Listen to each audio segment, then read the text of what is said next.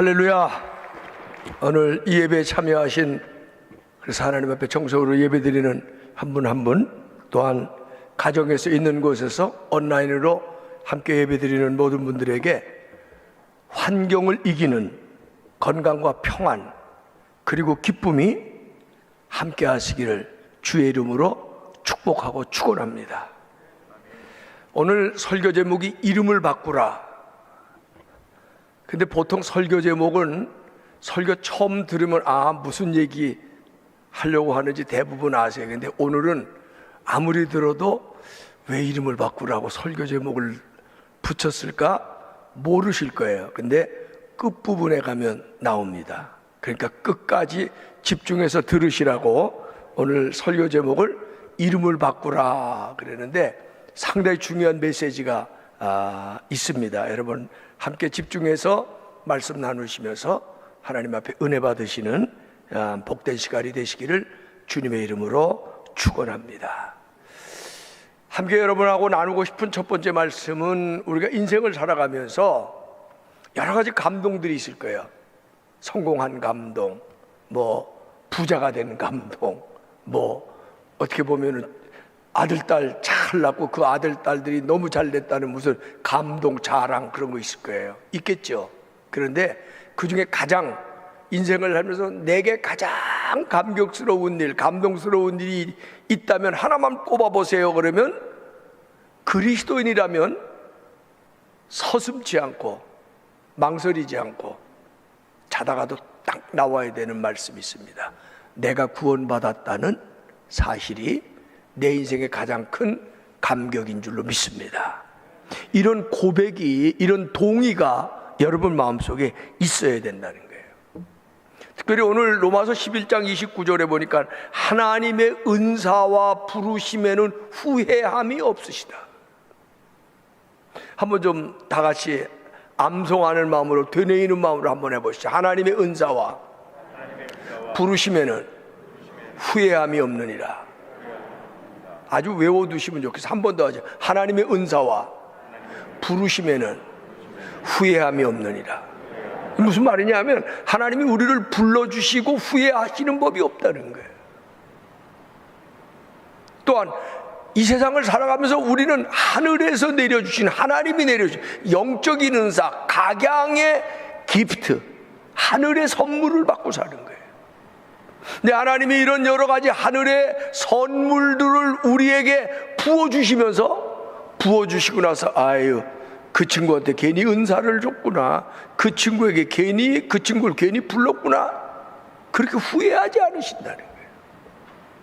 이 말을 뒤집어 말하면 하나님은 우리를 부르시고 후회함이 없으시다고 하는 말은 우리를 부르심이 즉흥적인 거나 갑자기 돌발적으로 계획이 없었던 일이 생겼거나 그러는 게 아니라 하나님이 우리를 부르시는 것 자체가 완벽한 계획과 완벽한 섭리와 완벽한 경륜 속에서 저와 여러분을 부르셨다는 게 할렐루야, 아멘, 아멘.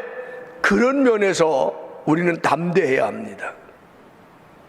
어쩌다 우리가 하나님의 자녀가 되는 것이 아니라, 우연히 하나님의 자녀가 된 것이 아니라 계획 속, 하나님의 온전하신 계획 속에 우리가 하나님의 부름을 받고 하나님의 자녀가 되고 하나님의 구원받은 백성이 됐다고 하는 이 놀라운 사실을 여러분 속에 확신하시고 하나님 앞에 설 수 있게 되시기를 바랍니다. 사실 우리가 구원받은 것이 잘나서 구원받은 게 아니잖아요. 똑똑해서 받은 것도 아니죠. 남들하고 내가 뭔가 특별히 다르기 때문에 하나님이 나를 구원해 주신 것이 아닙니다. 오늘 성경에 보면 하나님이 우리를 구원하시는 섭리에 대해서 33절에 뭐라고 하면 깊도다 하나님의 지혜와 지식의 풍성함이요 그의 판단을 헤아리지 못할 것이며 그의 길은 찾지 못할, 하나님의 그 깊으신 섭리를 우리는 모른다는 거예요. 하나님의 그 놀라운 주권을 우리는 모른다는 거예요. 찬송에도 있죠. 하나님의 은혜로 있을 데 없는 자가 왜 구원받았는지 난 알 수 없다는 거예요. 이건 모른다는 게 아니라 그 반의적인 아주 강조 표현인데 모르죠, 사실은. 왜? 하나님의 신비니까. 내가 구원받은 이유를 설명해 보세요. 설명할 길이 없잖아요. 그렇기 때문에 여기서 한 가지 더 여러분 조심하고 또 조심할 것은, 옛날에는 조금 보수적인 분들, 뭐 너무 믿음이 좋다고 그러는 분들, 혹은 기도 많이 한다는 장로님들, 혹은 목사들이 저 따위로 하니까 구원을 못 받는다고 그런 얘기를 했어요. 이건 하나님이, 절대자이신 하나님이 하실 말씀이지 우리는 할 수 없습니다. 우리는 구원의 결정적인 결정권이 없어요. 구원의 결정은 누가 하시냐? 주권자이신 하나님만 하시는 거예요. 그 따위로 하니까 구원 못 받지, 이런 말 하면 안 돼요. 그 따위로 교회를 다니다 말다 하니까 구원 못 받지, 그런 말도 하면 안 돼요. 그건 하나님이 하시는 말씀이지 여러분이 할 말이 아니에요. 구원의 주권과 결정은 오직 하나님께 있다. 할렐루야, 할렐루야, 아멘, 아멘. 오늘 성경에 보면 조금 지루한 논쟁이지만 처음에는 하나님이 유대인을 선택하셨어요. 근데 유대인이 고집스럽고 우둔하고, 어떻게 보면 유대인이 완고해서 하나님의 구원의 섭리를 안 받아들이니까 하나님의 구원의 섭리가 이방인에게 갔다는 거예요. 그 이방인에게 간 것이 계기가 돼서 그것이 아시아로 흘러넘어 들어오고 그것이 대한민국에도 넘어와서 오늘 우리가 구원받게 된 거예요. 근데 그 하나님의 섭리를 여러분이 알 수 있어요, 없어요? 깊도다.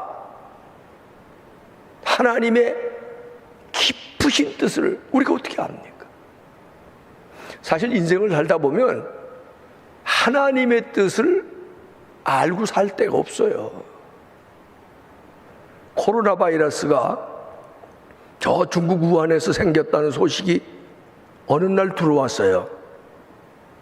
그런데 그렇게 생긴 코로나 바이러스가 지금 1년 넘게 전 세계 70억 인구를 쥐었다 폈다 하는 거예요.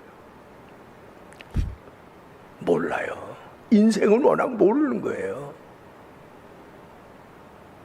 그래서 저는 종종 그러니, 인생은 워낙 모르고 사는 거고요, 인생이라는 것은 원래가 모르는 존재예요. 그럼 누가 아느냐? 하나님만 아시는 거예요. 코로나 언제 끝날지 아시는 분이 있어요? 아무도 모르잖아. 물론 전문가들이 예측은 합니다. 우리는 바람은 이 코로나가 이제 1월 달도 됐으니까 이제 슬슬 좀 없어지면 좋겠는데, 어저께 그저께 나온 뉴스에 보면 전문가들이 4차 대유행이 반드시 올 거래. 절대적으로 온다는 소리는 안 해서 그래도 좀 마음이 편안하긴 해요. 몰라요. 하나님의 깊으신 뜻을 몰라요. 구원이 왜 내게 왔는지 몰라요. 근데 이렇게 설명을 한번 해볼 수 있어. 물이 흘러가는데요, 물이 막 흘러가는데 물은 어디로 흐르는 줄 아세요? 받아들이는 쪽으로 흘러요. 물이 흘러오는 걸 가로막고 못 흘러가게 막 이러면 물은요, 그걸 꿰뚫고 가는 데도 있겠지만 넘어갈 때도 있겠지만 어떤 때 물은 거기를 쓱 스쳐서 다른 길로 흘러요. 하나님의 섭리가 때로는 이렇게 가요. 유대인들에게 하나님의 구원의 물길이 갔는데 막 거부하고 안 받아들이고 완고하니까 스쳐서 이방인에게로 가요. 그리고 그들이 불순종하니까 그게 흘러 조선까지 왔어요. 근데 그 깊은 뜻을, 그 깊은 섭리를 여러분 설명할 수 있어요? 다 손바닥 보듯이 말할 수 있어요?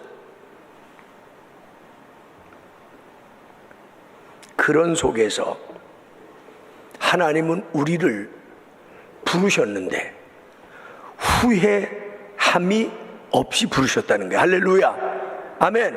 하나님의 선택과 경륜을 확신하시면서 하나님이 저와 여러분을 이렇게 후회하지 않고 부르셨다고 하는, 이거는 엄청난 말씀이에요. 그래서 이런 말씀은 늘 되새기는 게 좋아요. 하나님의 은사와 부르심에는 후회함이 없구나. 하나님이 나를 부르시고 후회하지 않으시는구나. 하나님은 후회하지 않고 지금도 나에게 필요한 은혜와 은사를 부어주시는구나. 할렐루야, 할렐루야. 이런 믿음 속에서 하나님은 지금도 하나님의 구원의 역사를 이런 어미한 때 멈추고 있으신 게 아니에요. 하나님의 구원의 역사의 강물은 지금도 도도히 흐르고 있어요.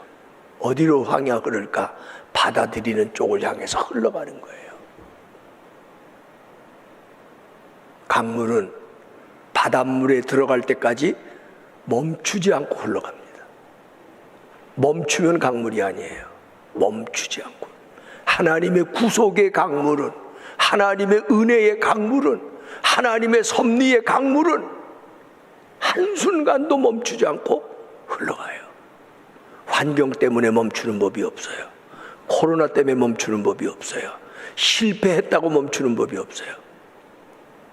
그래서 제가 처음에 어떤 환경 중에서라도 이 안에는 코로나, 실패, 건강, 많은 환경적인 요소에도 불구하고 지금 예수 믿는 저와 여러분에게는 구원의 감격 속에 하나님이 주시는 건강, 하나님이 주시는 평안, 하나님이 주시는 기쁨이 저와 여러분의 삶 속에 어제 있었던 건 관계없어요.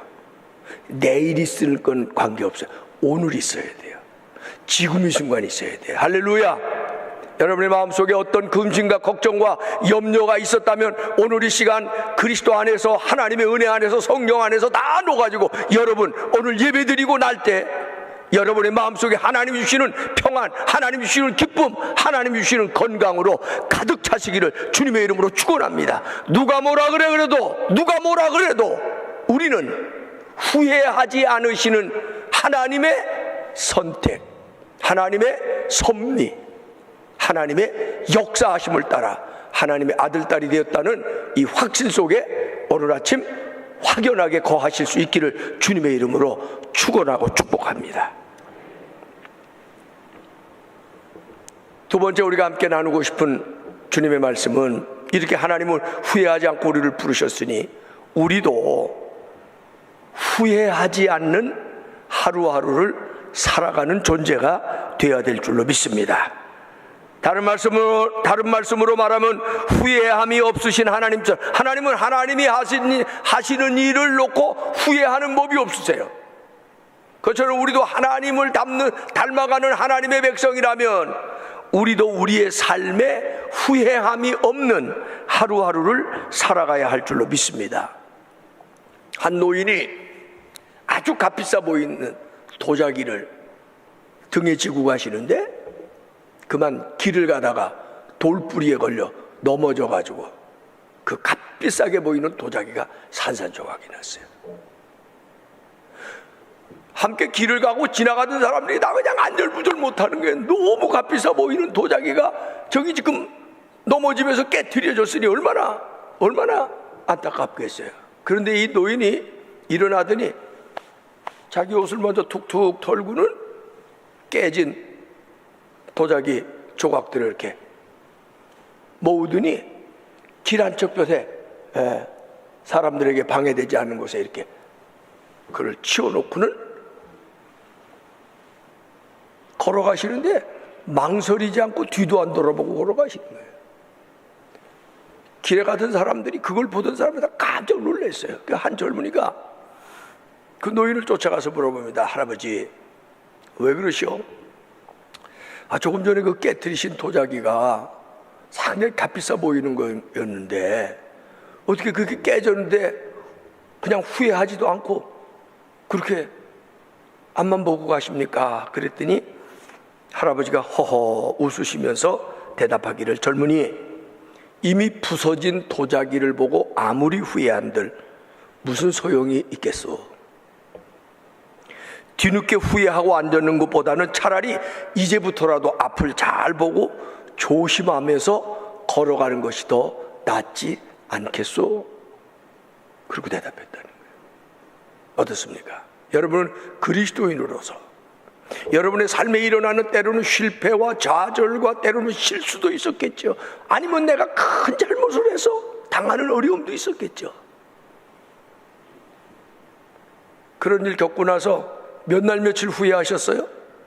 1년 12달 맨날 껄껄하고 사는 거예요. 그때 안 그랬을걸, 그때 앞을 좀 더 잘 보았을걸, 그때 좀 더 조심했을걸. 물론 반성하면서 자기의 삶의 모습을 고치는 것에는 도움이 될 수 있는데, 껄껄하고 살면 옛날 목사님들은 껄껄병에 걸린대요. 껄껄. 그때 그러지 말았을걸, 그때 잘했을걸, 그때 공부 잘할걸, 그때 부모님에게 효도할걸, 그때 그랬을걸. 영국의 작가 조지 엘리어트는 놀랍게도 이 세상 사람들이 대부분 5가지 감옥에 갇혀 살고 있다. 여러분도 아마 이 감옥에 갇혀 있는지도 몰라요. 나는 어느 감옥에 갇혀 있는지 한번 들어보세요. 조지 엘리어트의 얘기입니다. 첫 번째는 자기 사랑의 감옥에 갇혀 있다. 자기 사랑, 자기밖에 몰라요. 자기 주장, 자기 생각, 자기 이익, 자기 욕심에 사로잡혀서 인생을 살아가는 사람이에요. 이런 사람에게는 이웃은 없습니다. 타인은 의미가 별로 없습니다. 나만 잘 돼야 돼요. 나만 복을 받아야 돼요. 나만 건강하면 돼요. 나밖에 몰라요. 근데 의외로 많은 사람이 자기 사랑의 감옥에 지금도 갇혀 있다는 거예요. 자유인인 것 같지만, 정상인인 것 같지만 지금도 감옥에 갇혀서 살아가고 있다는 거예요. 둘째는 근심의 감옥에 갇혀 사는 사람들이 있다는 거예요. 쓸데없는 일로 근심하고 걱정하는 사람들이 많대요. 털어내면 아무것도 아니고, 털어내면 잠도 잘 자고, 털어내면 아무 문제가 없는 건데도 그걸 가슴에다가 담고 근심하고 걱정하느라고 잠도 못 자고, 근심하고 걱정하느라고 몸도 상하고 마음도 상하고, 그렇게 근심의 감옥에 갇혀 있는 사람들이 얼마나 많은지 모른대요. 세 번째는 과거를 생각하는 향수의 감옥에 갇혀 있는 사람들. 조금 전에 얘기한 것처럼 껄껄 환자예요. 그때 잘했을걸. 저희가 어렸을 때는요, 저도 이북에서 나온 사람인데, 이북에서 나온 탈북자들이 많았어요. 이 탈북민들이 많았어요. 요즘 탈북자하고 조금 어감이 다른 건데, 하여튼 이북에서 피난 나온 사람들이 많았다. 근데 그 피난 나온 사람들이 앉으면 여기 전부 다 옛날에 38 따라지라 해서 얼마나 어렵게 살았어요. 집이 있어요, 뭐 있어요, 땅이 있어요, 뭐 있어요, 아무것도 가진 게 없잖아. 그러니까 이 사람들이 앉으면 맨날 뭔 자랑하냐면, 옛날에 자기 이북의 고향에 땅이 뭐 수천 평의 집은 뭐 이러고. 그래서 우리가 맨날 웃으면서 하는 말이, 그런 자랑들이 나오기 시작하면 옛날에 금송아지 집에 안 두고 산 사람이 어디냐는 거야. 이북에 있던 사람들 중에 다 고향에는 금송아지가 있어. 금송아지가 어디 있어? 금기야 집에 살고 이러고 자랑하네. 껄껄하는 감옥에 갇혀 사는 사람. 지나가 버린 과거를 붙들고 있는 한 미래는 열리지 않는다는 거예요. 그게 조지 엘리엇의 얘기입니다. 네 번째 사람들이 갇혀 있는 건 선망의 감옥이래. 선망의 감옥. 이건 뭐냐면 우리 옛말에 남의 떡만 커 보이는 거예요. 왜 저 사람이 저렇게 성공했냐? 좋은 부모 만나서 좋은 가정에 뭐 과외 공부도 하고 별거도 하고, 나는 왜 이렇게 잘못됐냐? 자기 노력하고 공부 안 한 생각 안 하고 부모 잘못 만나고 과외 한 번 제대로 못하고 뭘 어쩌고, 남의 떡만 커 보이는 사람. 인생이라는 거는요, 자족할 줄 알아야 행복을 경험하게 되는데, 이런 사람은 자족이 없어요. 늘 비교해서 나보다 잘된 사람은 뭐가 좋아서, 뭐가 잘나서, 그리고 나는 늘 뭔가 저 사람에 비해서 부족했고, 부모가 부족했고, 환경에 뭐했고, 뭐를 어쩌고. 평생을 선망의 감옥에 갇히면 인생을 평생 행복하지 못한 경험을 하고 살아가게 된다는 거예요. 다섯 번째, 엘리엇의 판단에 의하면 수많은 사람들이 증오의 감옥에 갇혀 살고 있다. 용서할 수 있는 거 용서하지 못하고, 괜히 미워하고, 괜히 증오하고, 쓸데없이 시기하고. 문제는 이런 감옥에 갇혀 살면 행복도 기쁨도 만족도 누릴 수 없다는 거예요. 근데 세상 사는 사람들이 너무 많이 이런 감옥에 갇혀 살고 있대. 여러분, 예수 믿습니까 정말? 여러분은 이런 감옥에서 벗어나야 돼요. 오늘이 이 순간이 기쁨과 감사와 만족으로 가득 차야 정말 예수 믿는 사람이에요. 날마다 후회하면서 인생을 살아가는 사람은 무형의 감옥에 갇혀 사는 사람이고요, 지나간 날의 실패, 지나간 날의 아픔, 지나간 날의 잘못이 있더라도 툭툭 털어버리고 오늘 기쁨과 평안으로 내일을 바라본다면 그 사람은 진짜 예수 믿는 사람이에요. 한 젊은이가 인생의 진로를 결정하기 위해서 아주 유명한 멘토를 하나 찾아왔습니다. 멘토하고 이 젊은이가 지금 대화합니다. 그래, 젊은이, 자네 목표는 뭔가? 예, 최고의 대학에 입학하는 것입니다. 아, 그렇군. 최고의 대학에 갈 수 있겠군. 그러면 그 최고의 대학에 가서 뭘 할래? 예, 저는 법을 공부할 것입니다. 그래서 사법고시에 합격하겠습니다. 아, 그래. 그러면 사법고시에 합격하면 뭐가 될 것 같은가? 아, 적어도 판검사 아니면 변호사는 하겠죠. 그렇군. 그러면 판검사나 변호사가 되고 나면 그 다음에 목표가, 그러면 돈을 많이 벌지 않습니까? 그것도 그렇겠구만. 그럼 그 다음에 뭘 하고 싶은가? 예, 부잣집 딸하고 결혼하고 싶습니다. 그럴 수 있겠네. 그러네. 그 다음은 그러면 목표가, 아들 딸 낳고 그 아이를 잘 공부시키고 잘 사는 것이, 그렇겠네. 그렇겠구만. 그러면 계속해서 그 다음에 뭐 또 할 일이, 계속해서 돈을 벌어야죠. 그렇게 돈을 많이 벌고 싶은가? 얼마만큼은 몽땅 벌고 싶습니다. 그래? 그럼 그 다음에는 뭘 하려고? 그 다음에는 이제 나이가 좀 늙어지면 은퇴하겠죠. 그렇군. 정말 은퇴할 때도 오겠고. 그럼 은퇴를 하면 뭘? 은퇴하면 세계 일주는 하면서 좀 멋있게 살아보려고 그럽니다. 그래, 그렇겠군. 그러고 나면 그 다음에 뭐가 올 건가? 글쎄, 은퇴하고 세계 일주, 그 다음에야 뭐 죽을 것밖에 없겠죠. 그러니까 멘토가 물어봅니다. 그러면 죽으면 어떻게 될 건가? 글쎄요. 그러고 돌아갔대요. 이 뻔한 것 같은 대화가 이 젊은이의 가슴 속에 요동을 칩니다. 결국은 그가 진학하려고 하던 법대를 포기하고 신학을 가서 목사가 되었다는, 이건 실제로 일본에 있었던 실화 이야기를 여러분에게 소개하는 것입니다. 어느 재벌이 임종을 앞두고 자녀들을 다 불러 모았어요. 근데 아들, 딸이 다 왔는데 아버지가 눈물을 뚝뚝 흘리면서 이 세상에서 가장 비참한 사람이 여기 지금 죽어가고 있다, 그러는 거예요.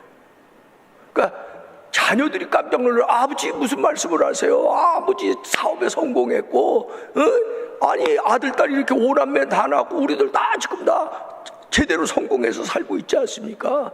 세상 사람들이 아버지를 성공한 사람이라고 다 부러워하는데 아버지 그게 무슨 말씀입니까? 그랬더니 아버지가 자녀들에게 이렇게 얘기했대. 아니다, 이 세상에서 내가 돈 모으느라고 양심을 팔아버린 일이 너무 많았고, 명예를 얻기 위하여 친구를 저버린 일이 너무 많았고, 출세하기 위하여 가정을 돌보지 않았을 때가 너무 많았고, 세상 영광을 얻기 위하여 하나님 외면하고 교회를 외면하며 살았던 일이 너무 많았다. 비참한 인생이 여기 죽음을 맞이하고 있다.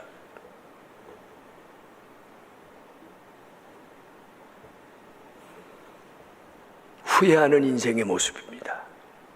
사랑하는 여러분, 후회하지 않는 인생을 오늘부터라도 살아가셔야 돼요. 하나님은 우리를 구원하시고 후회함이 없으시다고 말씀하셨습니다. 하나님이 나 같은 사람을 불러주시고 하나님이 나 같은 사람에게 필요한 하늘의 각양 은사를 주셨던 것, 그것에 대해서 감사하고 확신하면서 이제부터 더하여 후회함이 없는 말씀을 따라 살아가는 아름다운 모습이 저와 여러분에게 나타날 수 있기를 주님의 이름으로 축원하고 축복합니다. 마지막으로 함께 말씀 나눌 것은, 후회 없는 삶을 산다는 것은 도대체 뭐냐? 그리스도인으로 후회 없는 삶을 사는 것은 주님께 영광을 날마다 돌리면서 사는 거예요. 할렐루야. 어떤 사람은 그렇게 생각해요. 내가 돈 많이 벌어서 나중에 뭐 교회를 짓고 뭐를 하고 하나님 앞에 영광. 여러분, 하나님 앞에 영광은 나중에 돌리는 게 아니에요. 어떤 사람은 내가 성공해갖고 하나님 앞에 영광은 성공한 후에 돌리는 게 아니에요. 하나님 앞에 영광은 오늘, 지금부터 날마다 돌리면서 사는 거예요. 할렐루야, 할렐루야. 오늘 여기 본문에 보니까 11장 35절에 누가 주께 먼저 드려서 갚으심을 받게, 이 말씀은요 얼핏 읽어보고 나면 해석이 안 돼요. 이게 뭐야? 무슨 얘기야? 누가 주께 먼저 드려서 갚으심을 받게, 이게 도대체 무슨 말이야? 그래서 이 본문을 연구하려면 워낙 시브리 성경에 욥기 41장 11절에서 이게 나온 유래가 된 말씀인데, 그 말씀은 뭐냐면 누가 먼저 내게 주고 나로 갚게 하겠느냐, 온 천하에 있는 것이 다 내 것이니라. 이게 무슨 말이냐면, 여러분, 우리가 하나님 앞에 뭐 먼저 뭐를 해서, 예를 들어 뭐 성공을 해서 돈을 벌어서 돈을 많이 드린다고 하나님이 꾸벅하시겠어요? 천하의 금은보화가 다 하나님의 것이야. 여러분이 아무리 하나님 앞에 노력하여 뭐 온몸을 드리고 온 재물을 다 드려 한다고 하나님 감동하실 것 같아요? 왜? 온 천하 만물이 다 주님 거야. 그러므로 우리의 행위로 하나님 앞에 뭘 갚아서 우리가 하나님의 자녀로 인정받고, 우리의 행위로 뭘 하나님 앞에 드려서 하나님이 우리를 향하여 꿈 깨세요. 뭐가 중요한 거냐면 로마서 11장 36절에 이는 만물이 주에게서 나오고 주로 말미암고 주에게로 돌아감이라. 그에게 영광이 세세에 있을지어다. 모든 만물이 주께 왔기 때문에 우리는 주님 앞에 영광을 세세토록 날마다 day by day, 날마다 하나님께 영광을 돌리면서 사는 게 마땅한 거라는 거예요. 할렐루야. 그렇습니다. 구원자 되신 하나님, 우리의 삶의 주인이시며 은혜의 주권자이십니다. 그러므로 사도 바울의 이야기처럼 날마다 우리의 삶 속에 감사하고 찬송함으로 하나님 앞에 영광을 돌리는 일로 시작해서 우리의 생활 속에서 어떻게 하나님 앞에 영광 돌리냐 하는 것을 늘 마음에 품고 살아야 후회 없는 인생을 살 수 있다는 거예요. 우리의 숨이 멈추는 날 우리에게 남는 것 무엇일까요? 생각해 보셨어요? 아까 한 젊은이와 멘토의 대화처럼 여러분 생각해 보세요. 숨이 멈추는 날 여러분에게 남는 거. 얼마 전에 제가 한 책을 소개받았습니다. 그 바보 의사. 책의 제목이 그 청년 바보 의사예요. 안수연이라는 청년인데 2006년에 33살의 나이로 이 세상을 떠난 젊은 의사입니다. 33살에 유행성 출혈열에 걸려서 갑자기 세상을 떠났어요.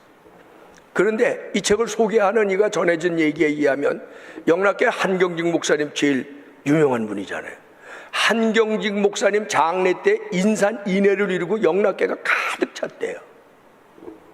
그런데 영락교회 한경직 목사님 장례 후에 조문객이 제일 많이 온 사람이 이 청년 의사 안수연이랍니다. 우린 이름도 못 들어봤죠. 33살. 어느 할아버지가 이 청년 의사가 죽었는데 그 영정 앞에 와서 막 웁니다. 할아버지, 고인하고는 어떤 관계신데 이렇게 오셔서 슬피 우십니까? 그랬더니 저는 이 의사가 근무하는 병원 앞에서 구두를 닦는 사람입니다. 그런데 이 안수연 의사는 별로 구두가 더러워지지 않아도 일주일에 몇 번씩 꼭 자기 구두방에 가서 구두 좀 닦아주세요. 그리고 3,000원이라 그러면 4,000원도 주고 5,000원도 주고, 구두 다 닦고 나면 할아버지 손을 이렇게 붙잡으면서 할아버지 수고하셨어요. 아유, 손이 많이 차가우시네요. 어디 편찮으신 데는 없으세요? 할아버지 외로우시면 예수님을 믿으셔야 돼요. 제가 할아버지를 위해서 기도하고 있어요. 그리고 짧은 기도 손 붙잡고 해드리고 간대. 그렇게 살았대.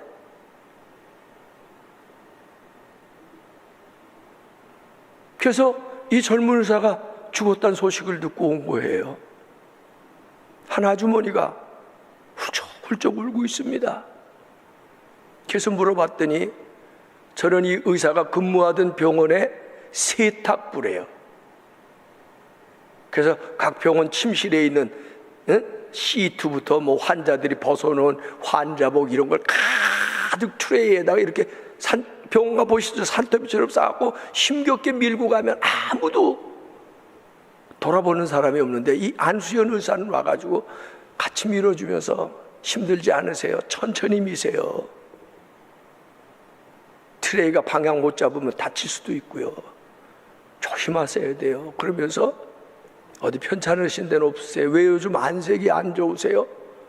그리고 병원 약재실에서 자기가 할 수 있는 권한으로 약들을 가져다가 그 아주머니 주기도 하고. 힘드시죠? 예수 믿으세요. 그리고 등에 손 얹고 짧은 기도 해주고 그러고 가고 그랬대요. 한 번은 어린아이 환자가 왔는데 이 어린아이 환자를 잘 그거 해주는, 야, 너 다 나서 태어나는 날 선생님이 너한테 선물 많이 줄 테니까 너 의사 선생님 말씀 잘 듣고 약도 잘 먹고 주사도 잘 맞고 그래서 빨리 건강해서 퇴원해야 돼. 약속하지? 그리고 약속을 했대요. 그런데 그 집안이 형편이 너무 어려워서 의사 선생님 몰래 중간 계산하고 퇴원을 해버렸대요. 그 소식을 듣고 이 안수연 의사가 환자 차트를 찾아서 그 집의 주소를 받아가지고 저 서울 변두리 경기도 어디 자락인데 멀리 1시간 넘게 그 아이의 집을 찾아와서 약속하신 선물 갖다 주고 건강하게 살도록 축복하고 그 아이하고 함께 놀아주고 그러고 갔대요. 그리고 33살에 갔는데 이 청년이 이메일을 주고받을 때 맨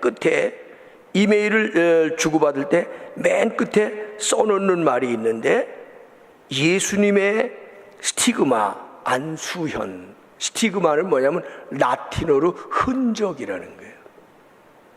영락교회 청년부 출신인데 자기는 예수님의 흔적을 따라 살아가기를 원하는 안수현. 그렇게 2006년에 세상을 떠났는데 그 얘기가 회자되고 회자돼서 사실은 안수현이 지은 게 아니고 안수현의 이름으로 엮어낸 책이에요. 죽은 지 10년이 넘었는데 33살 청년의 이야기는 지금도 우리에게 화제가 되고 있는 거예요.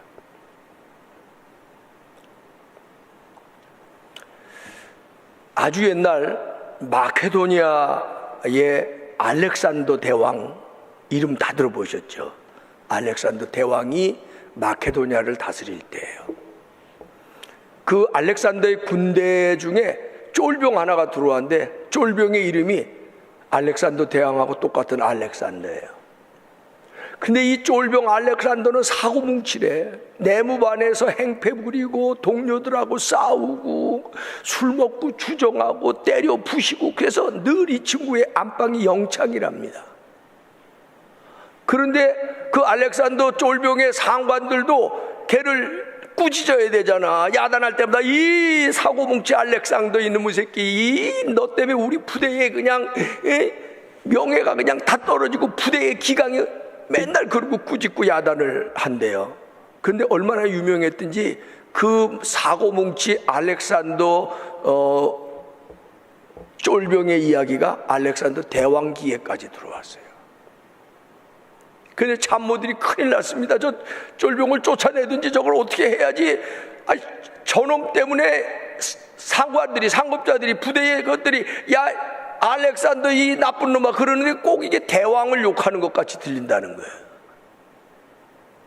어느 날 이 알렉산더 쫄병이 그날도 술을 먹고 내무반에서 막 횡패를 부리고 있는데 누가 하나 싹 들어오는데 알렉산더 대왕이 찾아온 거예요. 뭐 내무반의 분위기가 금방 바뀌지 않겠어요. 술 취했던 알렉산더도 놀래가지고 얼어붙었는데 알렉산더 대왕이 그 쫄병에게 왔더니 내가 누군지 알겠나? 예, 알렉산더 대왕이십니다. 자네도 알렉산더라는데 알렉산더가 맞나니까 예, 맞습니다. 언제부터 자네 이름이 예, 제 부모님이 낳을 때부터 알렉산더입니다. 그러면 자네도 진짜 알렉산더가 맞네? 근데 자네가 사고를 낼 때마다 내 명예에도 실추가 되고 있다는 얘기. 예, 알고 있습니다. 알지 뭐 멀쩡히 알지 않겠어요? 자네 때문에 내 이름도 실추가 되고 국가의 명예도 떨어질 것 같은데 어떻게 하면 좋을지 모르겠네. 내가 자네에게 이제 명령하겠네. 제목이 나옵니다. 이름을 바꾸라. 근데 그 다음이 더 중요해요. 이름을 바꾸라. 아니면 행실을 바꾸라.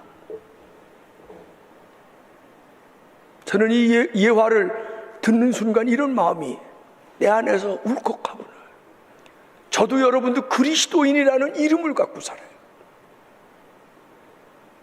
근데 주님이 오늘 우리에게 그렇게 말씀하실 수 있습니다. 그리스도인이라는 네 이름을 바꿔라. 아니면 행실을 바꿔라. 이름을 바꾸실 텐입니까? 행실을 바꾸실 텐입니까? 하나님은 저와 여러분을 부르시고 하나님의 은사와 부르심에는 후회함이 없으시다는데 이제 이름을 바꾸실 것입니까? 행실을 바꾸실 것입니까? 기도하십시다.